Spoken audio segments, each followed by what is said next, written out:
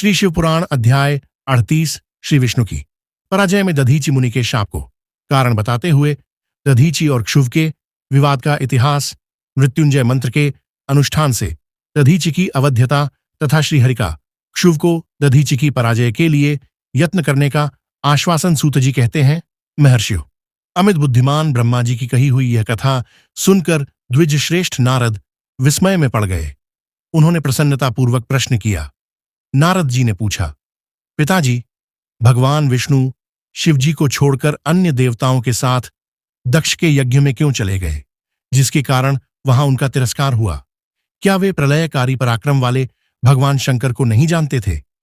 फिर उन्होंने अज्ञानी पुरुष की भांति रुद्रगणों के साथ युद्ध क्यों किया? करुणानिधे, मेरे मन में यह बहुत बड़ा संदेह है। आप कृपा करके मेरे इस संशय को नष्ट कर दीजिए और प्रभु, मन में उत्साह पैदा करने वाले शिवचरित को कहिए। ब्रह्मा जी ने कहा, नारद, पूर्व काल में राजा क्षुव की सहायता करने वाले श्रीहरि को दधीचि मुनि ने शाप दे दिया था, जिससे उस समय वे इस बात को भूल गए और वे दूसरे देवताओं को साथ ले दक्ष के यज्ञ में चले गए। दधीचि ने क्यों शाप दिया, यह सुनो। प्राचीन काल में क्षुव नाम से प्रसिद्ध एक महातेजस्वी राजा हो गए हैं। वे महाप्रभावशाली मुनीश्वर दधीचि के मित्र थे। दीर्घ काल की तपस्या के प्रसंग से क्षुव और दधीचि में विवाद आरंभ हो गया, जो तीनों लोकों में महान अनर्थकारी के रूप में विख्यात हुआ। उस विवाद में वेद के विद्वान शिवभक्त दधीचि कहते थे कि शूद्र, वैश्य और क्षत्रिय इन तीनों वर्गों से ब्राह्मण ही श्रेष्ठ है, इसमें संशय नहीं है। महामुनि दधीचि की वह बात सुनकर धन वैभव के मद से मोहित हुए राजा भुव ने उसका इस प्रकार प्रतिवाद किया। क्षुव बोले, राजा इंद्र आदि 8 लोकपालों के स्वरूप को धारण करता है। वह समस्त वर्गों और आश्रम का पालक एवं प्रभु है, इसलिए राजा ही सबसे श्रेष्ठ है। राजा की श्रेष्ठता का प्रतिपादन करने वाली श्रुति भी कहती है कि राजा सर्वदेवमय है। मुने, इस श्रुति के कथनानुसार जो सबसे बड़ा देवता है वह मैं ही हूं। इस विवेचन से ब्राह्मण की अपेक्षा राजा ही श्रेष्ठ सिद्ध होता है। च्यवन नंदन, आप इस विषय में विचार करें और मेरा अनादर न करें, क्योंकि मैं सर्वथा आपके लिए पूजनीय है। राजा ध्रुव का यह मत श्रुतियों और स्मृतियों के विरुद्ध था। इसे सुनकर भृगुकुल भूषण मुनिश्रेष्ठ दधीचि को बड़ा क्रोध हुआ। मुने, अपने गौरव का विचार करके कुपित हुए महातेजस्वी दधीचि ने ध्रुव के मस्तक पर बाएं मुक्के से प्रहार किया। उनके मुक्के की मार खाकर ब्रह्मांड के अधिपति कुत्सित बुद्धि वाले क्षुव अत्यंत कुपित हो गरज उठे और उन्होंने वज्र से दधीचि को काट डाला। उस वज्र से आहत हो भृगुवंशी दधीचि पृथ्वी पर गिर पड़े। भार्गवंशधर दधीचि ने गिरते समय शुक्राचार्य का स्मरण किया। योगी शुक्राचार्य ने आकर दधीचि के शरीर को, जिसे भुव ने काट डाला था, तुरंत जोड़ दिया। दधीचि के अंगों को पूर्ववत जोड़कर शिवभक्त शिरोमणि तथा मृत्युंजय विद्या के प्रवर्तक शुक्राचार्य ने उनसे कहा, शुक्र बोले तात दधीचि, मैं सर्वेश्वर भगवान शिव का पूजन करके तुम्हें श्रुति प्रतिपादित महामृत्युंजय नामक श्रेष्ठ मंत्र का उपदेश देता हूं। त्रयंबकम यजामहे, हम भगवान त्र्यंबक का यजन आराधन करते हैं। त्र्यंबक का अर्थ है तीनों लोकों के पिता, प्रभावशाली शिव। वे भगवान सूर्य, सोम और अग्नि तीनों मंडलों के पिता हैं। सत्व, रज और तम तीनों गुणों के महेश्वर हैं।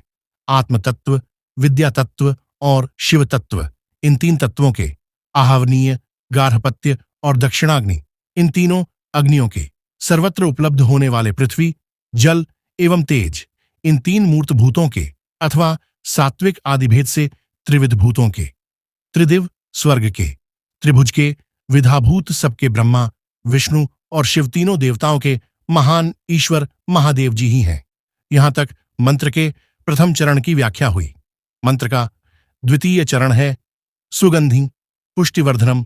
जैसे फूलों में उत्तम गंध होती है, उसी प्रकार वे भगवान शिव संपूर्ण भूतों में, तीनों गुणों में, समस्त कृत्यों में, इंद्रियों में, अन्यान्य देवों में और गणों में उनके प्रकाशक सारभूत आत्मा के रूप में व्याप्त हैं।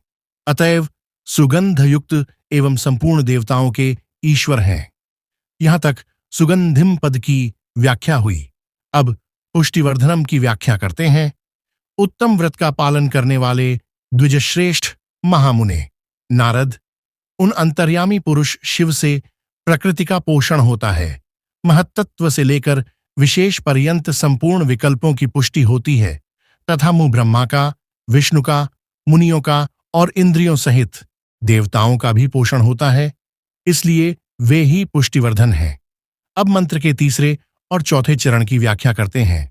उन दोनों चरणों का स्वरूप यो है उर्वारुकमिव बंधनान मृत्यु मुक्षीयमामृतात्, अर्थात प्रभो, जैसे खरबूजा पक जाने पर लता बंधन से छूट जाता है, उसी तरह मैं मृत्युरूप बंधन से मुक्त हो जाऊं, अमृत पद मोक्ष से पृथक न हो। वे रुद्रदेव अमृत स्वरूप हैं, जो पुण्य कर्म से, तपस्या से, स्वाध्याय से, योग से अथवा ध्यान से उनकी आराधना करता है, उसे नूतन जीवन प्राप्त होता है। इस सत्य के प्रभाव से भगवान शिव स्वयं ही अपने भक्त को मृत्यु के सूक्ष्म बंधन से मुक्त कर देते हैं, क्योंकि वे भगवान ही बंधन और मोक्ष देने वाले हैं। ठीक उसी तरह जैसे उर्वारुक अर्थात ककड़ी का पौधा अपने फल को स्वयं ही लता के बंधन में बांधे रखता है और पक जाने पर स्वयं ही उसे बंधन से मुक्त कर देता है। यह मृत संजीवनी मंत्र है, जो मेरे मत से सर्वोत्तम है। तुम प्रेम पूर्वक नियम से भगवान शिव का स्मरण करते हुए इस मंत्र का जप करो। जप और हवन के पश्चात इसी से अभिमंत्रित किए हुए जल को दिन और रात में पियो तथा शिव विग्रह के समीप बैठकर उन्हीं का ध्यान करते रहो। इससे कहीं भी मृत्यु का भय नहीं रहता। न्यास आदि सब कार्य करके विधिवत भगवान शिव की पूजा करो। ये सब करके शांत भाव से बैठकर भक्तवत्सल शंकर का ध्यान करना चाहिए। मैं भगवान शिव का ध्यान बता रहा हूं, जिसके अनुसार उनका चिंतन करके मंत्र जप करना चाहिए।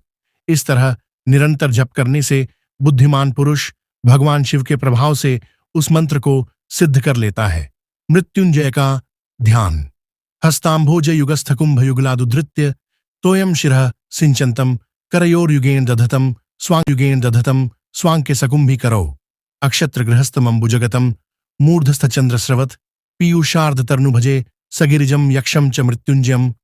जो अपने दो करकमलों में रखे हुए दो कलशों से जल निकालकर उनसे ऊपर वाले दो हाथों द्वारा अपने मस्तक को सींचते हैं, अन्य दो हाथों में दो घड़े लिए उन्हें अपनी गोद में रखे हुए हैं तथा शेष दो हाथों में रुद्राक्ष एवं मृग मुद्रा धारण करते हैं, कमल के आसन पर बैठे हैं, सिर पर स्थित चंद्रमा से निरंतर झरते हुए अमृत से जिनका सारा शरीर भींगा हुआ है तथा जो तीन नेत्र धारण करने वाले हैं उन भगवान मृत्युंजय का, जिनके साथ गिरिराज नंदिनी उमा भी विराजमान है, मैं भजन चिंतन करता हूं। ब्रह्मा जी कहते हैं, तात मुनिश्रेष्ठ दधीचि को इस प्रकार उपदेश देकर शुक्राचार्य भगवान शंकर का स्मरण करते हुए अपने स्थान को लौट गए। उनकी वह बात सुनकर महामुनि दधीचि बड़े प्रेम से शिवजी का स्मरण करते हुए तपस्या के लिए वन में गए। वहां जाकर उन्होंने विधिपूर्वक महामृत्युंजय मंत्र का जप और प्रेम पूर्वक भगवान शिव का चिंतन करते हुए तपस्या प्रारंभ की। दीर्घ काल तक उस मंत्र का जप और तपस्या द्वारा भगवान शंकर की आराधना करके दधीचि ने महामृत्युंजय शिव को संतुष्ट किया। महामुने उस जप से प्रसन्नचित्त हुए। भक्त वत्सल भगवान शिव दधीचि के प्रेमवश उनके सामने प्रकट हो गए। अपने प्रभु शंभु का साक्षात दर्शन करके मुनीश्वर दधीचि को बड़ी प्रसन्नता हुई। उन्होंने विधिपूर्वक प्रणाम करके दोनों हाथ जोड़ भक्तिभाव से शंकर का स्तवन किया।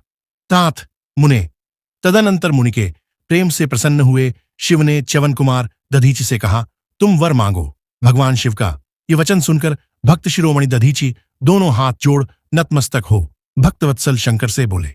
दधीचि ने कहा, देवदेव महादेव, मुझे 3 वर दीजिए, मेरी हड्डी वज्र हो जाए, कोई भी मेरा वध न कर सके और मैं सर्वत्र अधीन रह, कभी मुझमें दीनता न आए। दधीचि का यह वचन सुनकर प्रसन्न हुए परमेश्वर शिव ने तथास्तु कहकर उन्हें वे 3 वर दे दिए। शिवजी से 3 वर पाकर वेद मार्ग में प्रतिष्ठित महामुनि दधीचि आनंदमग्न हो गए और शीघ्र ही राजा क्षुव के स्थान में गए। महादेव जी से अवध्यता, वज्रमय अस्थि और अधीनता पाकर दधीचि ने राजेंद्र भुव के मस्तक पर लात मारी। फिर तो राजा क्षव ने भी क्रोध करके दधीचि पर वज्र से प्रहार किया। वे भगवान विष्णु के गौरव से अधिक गर्व में भरे हुए थे, परंतु ध्रुव का चलाया हुआ वह वज्र परमेश्वर शिव के प्रभाव से महात्मा दधीचि का नाश न कर सका। इससे ब्रह्मकुमार क्षुव को बड़ा विस्मय हुआ। मुनीश्वर दधीचि की अवध्यता, अधीनता तथा वजह से भी बढ़ चढ़कर प्रभाव देखकर ब्रह्मकुमार क्षुव के मन में बड़ा आश्चर्य हुआ। उन्होंने शीघ्र ही उनमें जाकर इंद्र के छोटे भाई मुकुंद की आराधना आरंभ की। वे शरणागत पालक नरेश, मृत्युंजय सेवक दधीचि से पराजित हो गए थे। भुव की पूजा से गरुड़ ध्वज भगवान मधुसूदन बहुत संतुष्ट हुए। उन्होंने राजा को दिव्य दृष्टि प्रदान की। उस दिव्य दृष्टि से ही जनार्दन देव का दर्शन करके उन गरुड़ ध्वज को वने प्रणाम किया और प्रिय वचनों द्वारा उनकी स्तुति की। इस प्रकार देवेश्वर आदि से प्रशंसित उन अजेय ईश्वर श्री नारायण देव का पूजन और स्तवन करके राजा ने भक्तिभाव से उनकी ओर देखा तथा उन जनार्दन के चरणों में मस्तक रखकर प्रणाम करने के पश्चात उन्हें अपना अभिप्राय सूचित किया। राजा बोले, भगवान, दधीचि नाम से प्रसिद्ध एक ब्राह्मण हैं जो धर्म के ज्ञाता हैं। उनके हृदय में विनय का भाव है। वे पहले मेरे मित्र थे। इन दिनों रोग शोक से रहित मृत्युंजय महादेव जी की आराधना करके वे उन्हीं कल्याणकारी शिव के प्रभाव से समस्त अस्त्र शस्त्रों द्वारा सदा के लिए अवध्य हो गए हैं। एक दिन उन महातपस्वी दधीचि ने भरी सभा में आकर अपने बाएं पैर से मेरे मस्तक पर बड़े वेग से अवहेलनापूर्वक प्रहार किया और बड़े गर्व से कहा, मैं किसी से नहीं डरता। हरे, वे मृत्युंजय से उत्तम वर पाकर अनुपम गर्व से भर गए हैं। ब्रह्मा जी कहते हैं, नारद, महात्मा दधीचि की अवध्यता का समाचार जानकर श्रीहरि ने महादेव जी के अतुलित प्रभाव का स्मरण किया। फिर वे ब्रह्मपुत्र राजा क्षुव से बोले, राजेंद्र, ब्राह्मणों को कहीं थोड़ा सा भी भय नहीं है। भूपते, विशेषतः रुद्र भक्तों के लिए तो भय नाम की कोई वस्तु है ही नहीं। यदि मैं तुम्हारी ओर से कुछ करूं तो ब्राह्मण दधीचि को दुख होगा और वह मुझ जैसे देवता के लिए भी शाप का कारण बन जाएगा।